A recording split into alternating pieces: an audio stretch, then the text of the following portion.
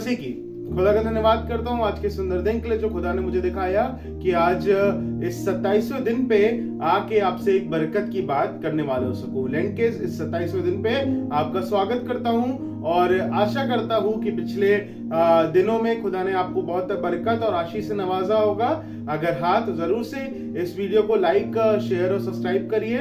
और मैं चाहता हूं और दुआ करता हूं कि जितने लोग ये वीडियोस देखते हैं और आशा करता हूं कि ये 40 दिन आपके लिए बहुत बरकत, बहुत ट्रांसफॉर्मेशन के वाले होने वाले हो सके। आज मैं आपसे बात करना चाहता हूं 6 कारण जिसकी वजह से हमें खुदा पे रुकना चाहिए, खुदा के लिए रुकना चाहिए और खुदा पे ही सारी चीजें डाल देनी चाहिए। ये 6 रीजन में से पहला रीजन ये है, मेरे साथ निकालेंगे यशाया उसका 46 चैप्टर और उसकी 10 वर्स। यशाया 46:10, मैं तो अंत की बात आदि से और प्राचीन काल से उस बात को बताता आया हूं जो अब तक नहीं हुई। मैं कहता हूं मेरी युक्ति स्थिर रहेगी और मैं अपनी इच्छा को पूरी करूंगा। हालेलुया। खुदा आज आपसे कहना मांगता है कि उसको सारी बातें शुरुआत से लेके आखिरी तक आपकी जिंदगी की पता है। आप किसी चीज को लेके परेशान हो, आज मैं आपसे कहना मांगूंगा कि वो जब कह रहा है मेरी युक्ति स्थिर रहेगी और मैं अपनी इच्छा को पूरी करूंगा, आज विश्वास करिए कि वो अपनी इच्छा को आपकी जिंदगी में पूरी करना मांगता है। और जैसे वचन में लिखा हुआ है कि उसकी इच्छाएं हमारे लाभ की ही होती हैं, उसकी कल्पनाएं हमारे लाभ के लिए ही होती हैं। और लिखा हुआ है कि सारी बात जो अब तक नहीं हुई, मैं कहता हूं मेरी युक्ति स्थिर रहेगी और अपनी इच्छा को मैं पूरी करूंगा। इंडिया में 2 साल पहले 23 मार्च को लॉकडाउन लगा था। बहुत सी चीजें हुई, बहुत से गम आए, बहुत सी दुख आया, बहुत सी तकलीफ आई, लेकिन क्या खुदा ने आपका हाथ छोड़ा? नहीं, क्योंकि उसने कहा है कि मैं अपनी इच्छा को पूरी करूंगा। उसकी इच्छा थी कि आप यहाँ पे रहें, मैं यहाँ पे रहूं, आपस में बरकत की बात शेयर करें, उसके राज्य को और बढ़ाने वाले हो सके। दूसरा रीजन आपके साथ शेयर करना मांगूंगा जो आपको मिलेगा याकूब उसका पहला बाब और उसकी 2 और 3 लिखा हुआ है मेरे भाइयों, जब तुम नाना प्रकार की परीक्षाओं में पढ़ो तो इसको पूरे आनंद की बात समझो। यह जान लो कि तुम्हारा विश्वास के परखे जाने से धीरज उत्पन्न होता है। हालेलुया।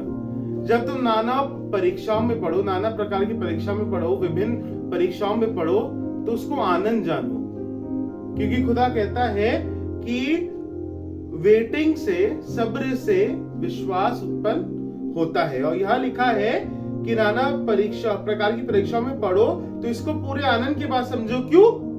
परीक्षा है, आनंद की बात क्यों समझे?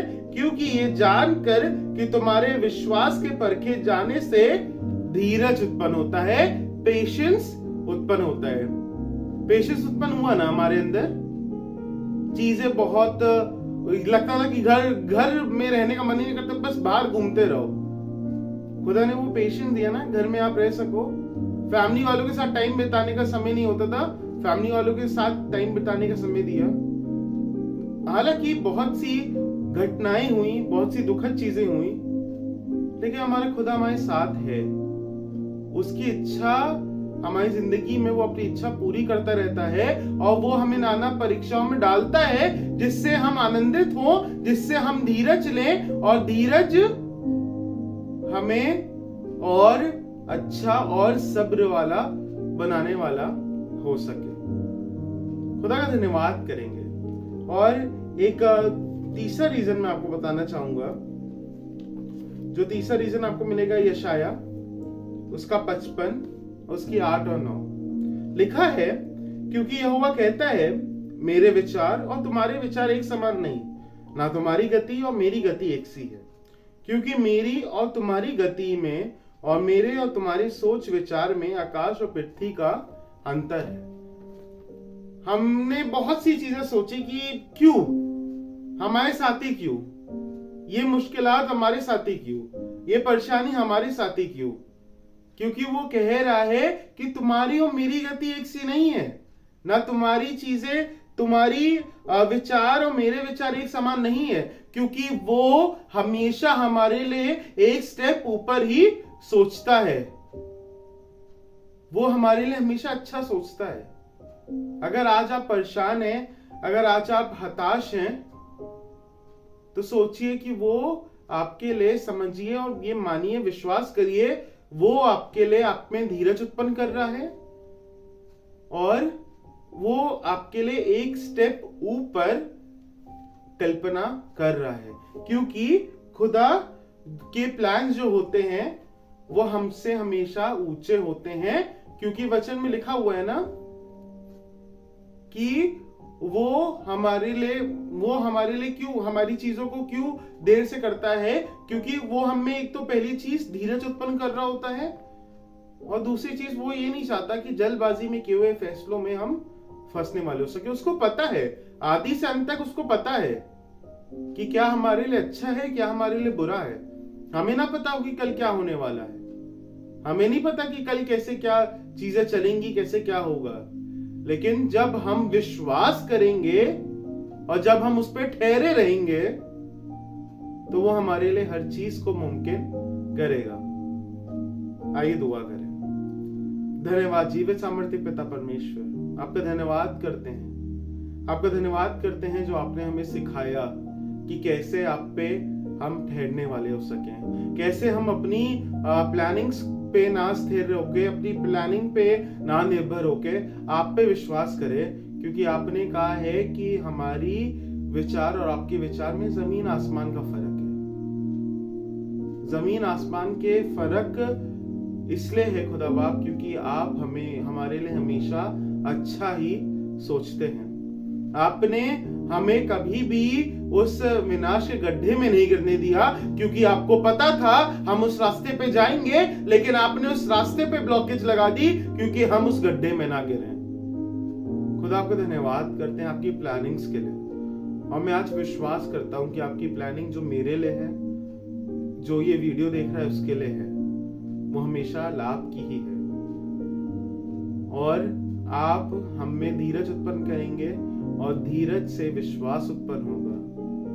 और पिता परमेश्वर आपका अनुग्रह हम पे, हमारे घर वालों पे ऐसे ही सर्वदा बना रहने वाला हो सकेगा। आज मैं दुआ करता हूँ, कोई भी परीक्षा से अगर ये जा रहे हैं, जो ये वीडियो देख रहे हैं, अगर कोई भी परीक्षा से वो जा रहे हैं, आपसे दुआ करता हूँ खुदा बाप उनको धीरज कैसे रखना है वो सिखाइए, पेशेंस कैसे रखना है वो सिखाइए, आप पे स्थिर कैसे होना है वो सिखाइए। हम परेशान ना हो, हम इधर उधर भागे नहीं, परंतु हम सीखने वाले हो सके, क्योंकि इससे परीक्षा से धीरज उत्पन्न होता है। खुदा आपका धन्यवाद करते हैं कि आपने हमें जिंदों की जमीन पे जिंदा रखा। बहुत सी मुसीबत आई इन सालों में, बहुत सी तकलीफें आई इन सालों में, लेकिन आप महान थे और आप महान हैं और आप महान रहेंगे, क्योंकि आपने हमें संभाल के रखा है। धन्यवाद हो मेरे पिता, आपके नाम से पिता परमेश्वर इनके ऊपर ब्लेसिंग को बोलता हूँ in the name of Jesus. खुदा बाप इनके अंदर पेशेंस दीजिए, इनके अंदर सब्र दीजिए खुदा बाप। जिस भी चीज से ये जा रहे हैं खुदा बाप, शांति इनके मन में दीजिए कि ये आप पे ठहरने वाले हो सके, आप पे स्थिर होने वाले हो सके, दृढ़ होने वाले हो सके, डगमगाए ना। वो तूफान तो आएंगे, लेकिन जब आप हमारा हाथ थामते हैं हम गिर नहीं पाते हैं। धन्यवाद हो मेरे पिता, इस दुआ को अपने प्यारे बेटे यीशु मसीह के नाम से सुनिए, आसमान में कबूल करिए, आमीन। खुदा आपको बहुत आशीष दे।